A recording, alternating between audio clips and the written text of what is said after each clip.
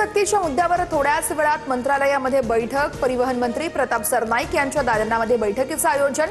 संजय निरुपम यांच्यासह rickshaw taxi चालक संघटनांचे प्रतिनिधीही उपस्थित असतील।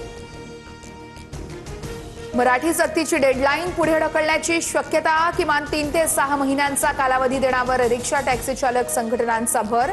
संजय निरुपम यांची फोनवरून प्रताप सरनाईकांसोबत चर्चा झाल्याची सूत्रांची माहिती। मराठी सक्तीवरून संजय निरुपम आक्रमक। 1 मेची डेडलाईन पुढे ढकलण्याची मागणी। 6 महिन्यामध्ये चालक मराठी शिकतील असा विश्वासही व्यक्त। तर वेळ द्या पण अंमलबजावणी कधी?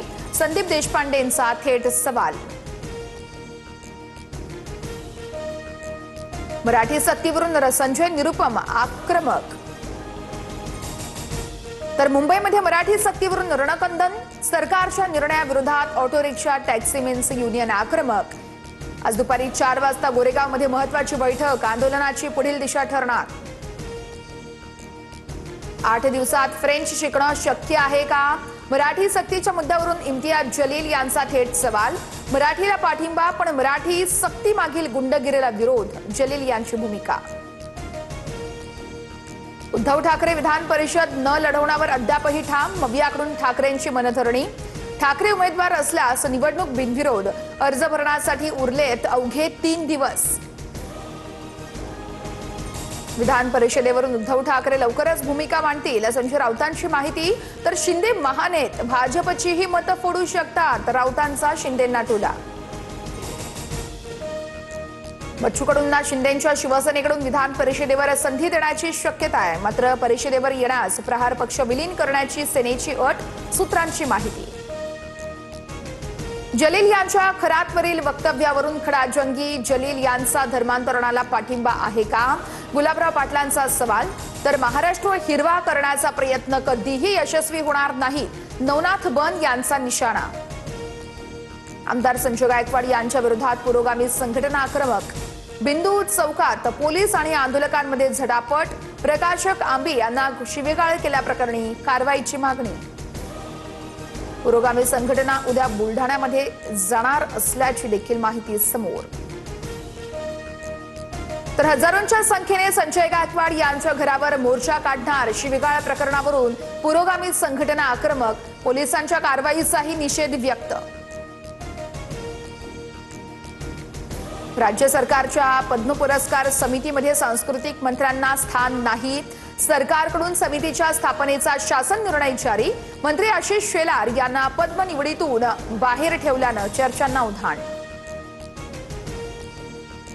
लव जिहाद रोखण्यासाठी मुख्यमंत्र्यांनी कायदा केलाय। लव जिहाद प्रकरण रोखण्यासाठी आम्ही शस्त्र देखील चालवू।